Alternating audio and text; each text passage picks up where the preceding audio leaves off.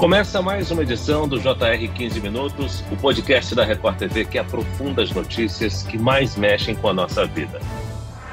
Colocar uma criança para dormir é um dos grandes desafios para os pais. Em muitos casos, os pequenos lutam contra o sono. E de acordo com a Sociedade Brasileira de Pediatria, cerca de 20% a 30% das crianças podem apresentar despertares noturnos frequentes e também dificuldade para dormir. Como acabar com a insônia dos filhos? Quais os riscos do uso de medicamentos para fazer uma criança dormir? O sono muda com a idade? 15 Minutos de hoje conversa sobre a dificuldade em dormir bem com o médico e pesquisador do Instituto do Sono, Gustavo Moreira. Seja bem-vindo ao podcast, doutor. Olá, Faro. Olá, Felipe.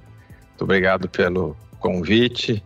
Quem nos acompanha nessa entrevista é o repórter da Record TV, Felipe Brandão. Felipe, definir uma rotina para os pequenos é o melhor caminho para acabar com a insônia? Oi, Fara. Oi, doutor Gustavo. Muito obrigado pelo convite. É um prazer estar aqui com vocês. Bom, Fara, dormir bem pode não ser uma tarefa fácil. Se você acorda muitas vezes durante a noite, demora para pegar no sono, talvez precise do auxílio de um especialista em sono. Mas e quando esses problemas afetam crianças, hein? O que fazer? Bem, eu digo o que não deve ser feito: medicá-los sem a prescrição médica. Muitos pais têm automedicado seus pequenos e aí os profissionais da área do sono estão alertando para essa prática. Em muitos casos, apenas criar uma rotina pode sim melhorar toda essa situação. Doutor Gustavo, a dificuldade para pegar no sono na infância tem explicação? Tem sim, eu acho que tem diversos motivos que explicam esse fato das crianças demorarem para dormir ou despertar muito à noite. Um é porque tem a questão do desenvolvimento. Assim como a criança, desde pequena, demora para andar, né, demora para falar, né, tem todo o desenvolvimento do motor, também tem o desenvolvimento do sono. Então, um recém-nascido, ao nascimento, dorme em torno de 16 horas nas 24 horas, mas em sonecas de 2 ou 3 horas que espalham nas 24 horas, sem dia e noite. E isso vai amadurecendo, até chegar no adolescente que dorme em torno de 9 horas nas 24 horas, mas essa questão do sono polifásico, que dorme várias vezes sonecas no decorrer do dia, vai até mais ou menos uns 4, 5 anos de idade. Então, crianças menores do que 4 anos é justamente a fase em que está nesse período de transformação. E nesse período de transformação, algumas crianças conseguem se auto-ninar e adormecer sozinha, outras precisam da ajuda dos pais. E alguns fatores podem piorar esse tipo de situação. Então, uma criança que tem uma doença no primeiro ano de vida, ou tem muita infecção de ouvido, ou alergia à proteína leite de vaca, essas são doenças frequentes no primeiro ano de vida, que faz com que os pais precisam de muita atenção. Então, às vezes, a criança tem hábito de adormecer no colo. Isso é um fator que perpetua esse hábito da criança, né, não conseguir dormir sozinho. Daí os pais precisam fazer intervenções. Quer pegar no colo, né, quer embalar a criança. Isso acaba associando com o sono. Veja, leite materno é normal, até os 6 anos de vida, até 2 anos ainda é normal. O problema é quando, né, a alimentação ela fica associada ao sono, né? Ela é logo no horário do início do sono. E aí a criança, quando ela tem um despertar no meio da noite, ela vai precisar de tudo aquilo que ela acostumou a ter no início do sono. Em geral, a gente fala para ensinar a criança a adormecer sozinha no berço ou na cama da criança maior a partir dos 6 meses de vida. Porque nessa idade a criança já está mais ativa, mais acordada, ela ainda tem várias sonecas durante o dia, mas se ela conseguir aprender a dormir sozinha no berço, quando ela acordar no meio da noite, ela vai conseguir voltar a adormecer sozinha. Doutor, em algumas situações as crianças lutam contra o sono ou acordam inúmeras vezes ao longo da noite, tornando aí o dia a dia dos pais bem exaustivo. Na tentativa de contornar essa situação, muitas famílias acabam recorrendo ao uso de medicamentos. Essas medicações podem causar sérios danos à saúde das crianças? Sem dúvidas. O CDC acabou de soltar um alerta falando, por exemplo, da melatonina, de intoxicação por melatonina, que dá sintomas gastrointestinais, como vômito, diarreia, problemas neurológicos, até doenças cardíacas. Nessas crianças que tiveram intoxicação, teve 1% delas que foi na UTI. Então, primeira coisa é que a medicação não está indicada para uma criança nessa faixa etária, nos primeiros 4 anos de vida, que tem dificuldade para adormecer ou que desperta muito à noite. Mesmo em adulto, a medicação não é adequada. A gente dá medicação, por exemplo, alguém que vai operar. Então a criança tem 5 anos, vai fazer uma cirurgia de amígdala adenoide. Ela está ansiosa porque ela está no hospital. Naquele dia o anestesista passa no quarto e dá um remédio para ajudar a criança a dormir naquela noite. É uma coisa pontual. Uma medicação a longo prazo para controlar o sono não é correto. O correto é saber o estágio adequado do desenvolvimento da criança, de forma a fazer com que ela consiga, né, com diversas estratégias, conseguir dormir. Mas a principal é retirar esses elementos de associação. Então, o colo, o embalar. E é óbvio, a criança precisa estar saudável, né? Se ela está com febre, tem uma infecção, aquele não é o momento de ensinar a criança a dormir. Bom, doutor Gustavo, a temperatura do ambiente influencia na qualidade do descanso do ser humano e pode influenciar também nos despertares noturnos? A temperatura muito elevada, em geral, ela atrapalha o sono. Mas isso depende do ambiente. Quem vive lá nos trópicos está acostumado a dormir na rede, né? Já está adaptado à situação. A gente que vive aqui numa região mais temperada, aí tem a variação de temperatura que é mais intensa no inverno e verão. O recomendado é que se esteja uma temperatura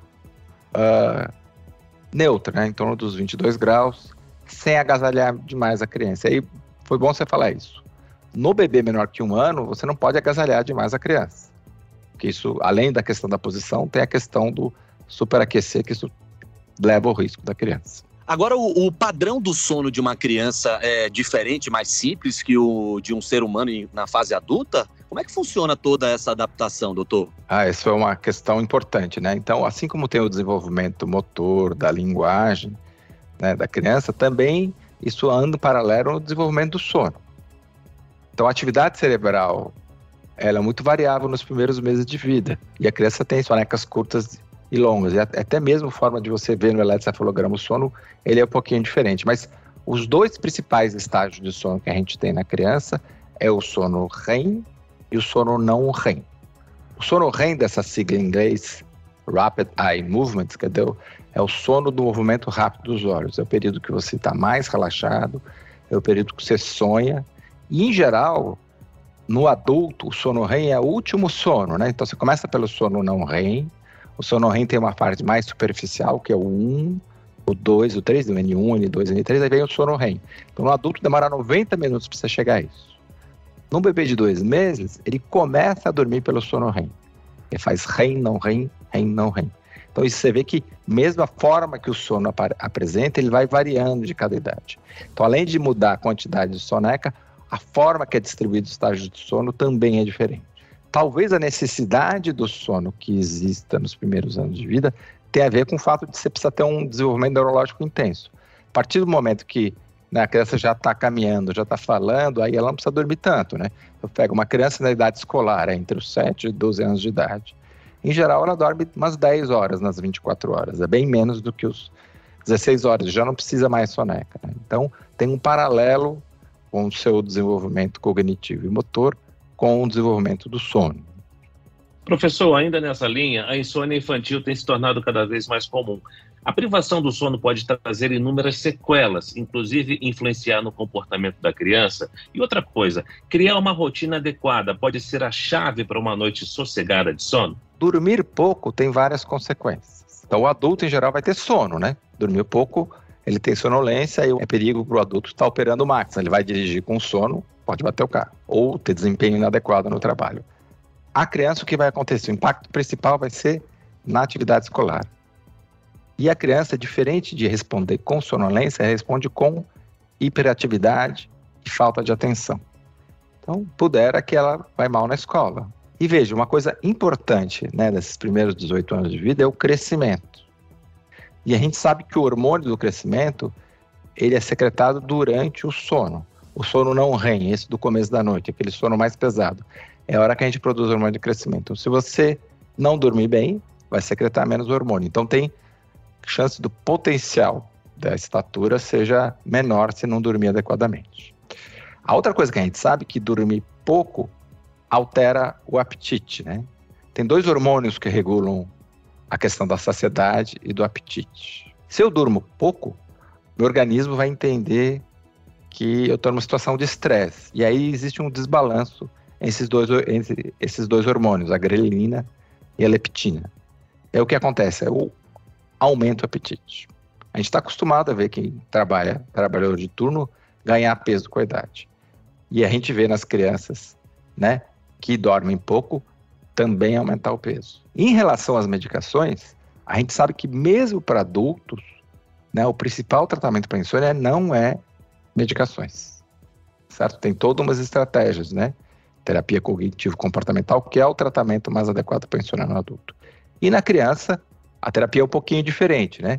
É a questão da rotina, que já foi falado pelo Felipe Brandão muito bem, né? Que a criança que tem uma rotina adequada de dormir, certo? E as estratégias para conseguir dormir são diferentes daquela que se usa no adulto. Bom, doutor, a insônia é o problema mais comum do mundo inteiro. A competitividade profissional, estresse, poluição sonora, obesidade e outros fatores têm aumentado, né, as queixas de problemas relacionados ao sono. Aos adultos, doutor, que sofrem desses males, há uma série de atitudes benéficas para melhorar a qualidade do sono? O importante é saber a questão da higiene do sono. Horários regulares de dormir e acordar nos 7 dias da semana, né? O fim de semana não pode variar muito do dia de semana, né? 1 hora antes do início do sono tem que diminuir as atividades. Desligar todos os eletroeletrônicos, né? Então celular, tablet, televisão, fazer atividades calmas. No início da noite não tomar, né, bebidas que tenham cafeína e não fazer atividade física à noite, porque o normal da nossa temperatura ela variar nas 24 horas. Em geral ela é alta durante o dia e baixa à noite. E no começo da noite é a hora que ela começa a baixar.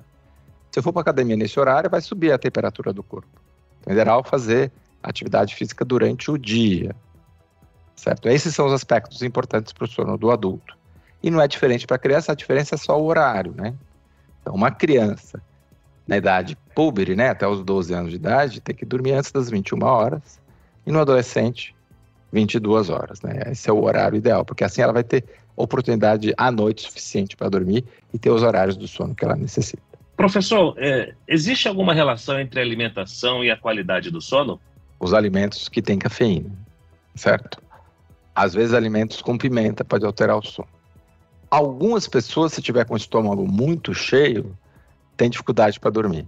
Principalmente se a pessoa tiver o refluxo gastroesofágico, né? É quando tem o conteúdo do estômago sobe para o esôfago, né? O indivíduo sente aquela queimação, né? O esôfago é aquele tubo que liga a garganta ao estômago, né? Se sobe comida ali, a pessoa tem mal-estar. Ou às vezes é só aquele empachamento. Então, a alimentação volumosa no jantar é uma coisa que pode atrapalhar o sono. Mas acho que a questão fundamental, falando em termos de saúde, assim, exercício é importante, alimentação de qualidade é importante, tendo todos os nutrientes adequados e em relação ao sono, horários regulares. E o uso de telas, doutor, tão comuns nos dias atuais, pode influenciar a qualidade do sono? E existe um horário limite para o uso antes de dormir? Essa questão das telas é fundamental para se falar. Eu acho que a quantidade de gadgets que a gente tem hoje em dia, esses equipamentos que produzem atividade e diversão, as pessoas ficaram até meio acostumadas demais a usar isso. A gente sabe que mais de 3 horas de tela já tem um impacto importante na qualidade do sono. E à noite, o ideal não é ter exposição à tela. Em crianças pequenas, menores de 5 anos, eu falo para os pais, escureceu, não é para ter mais exposição à tela. Aliás, crianças menores de 2 anos, a recomendação da Organização Mundial de Saúde é 0 minutos de tela, né? Porque ela realmente não é bom para o desenvolvimento da criança. Sem contar que o conteúdo da tela nem sempre é uma coisa própria para a faixa etária da criança. Então, os pais também têm que selecionar. O problema é que é uma babá muito fácil, né? Você liga a criança lá no eletroeletrônico, ela fica lá ou no videogame ou vendo um programa na televisão, enquanto os pais estão resolvendo as coisas da casa, fazendo a janta, né, arrumando as coisas. Então, os pais têm que ter um empenho suficiente, uma logística boa para, né, retirar a criança dessa tela, fazer atividades lúdicas, né?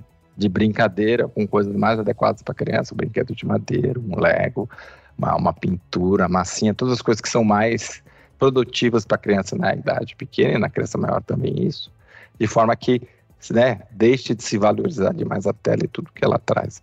Muito bem, nós chegamos ao fim desta edição do 15 Minutos. Agradeço a participação do médico e pesquisador do Instituto do Sono, Gustavo Moreira. Obrigado, doutor.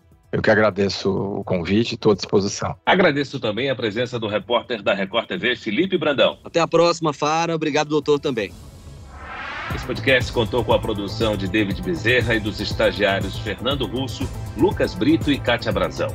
Sonoplastia de Marcos Vinícius. Coordenação de conteúdo Edivaldo Nunes e Deni Almeida. Direção editorial Tiago Contreira. Vice-presidente de jornalismo Antônio Guerreiro. Nós te aguardamos no próximo episódio. Até lá.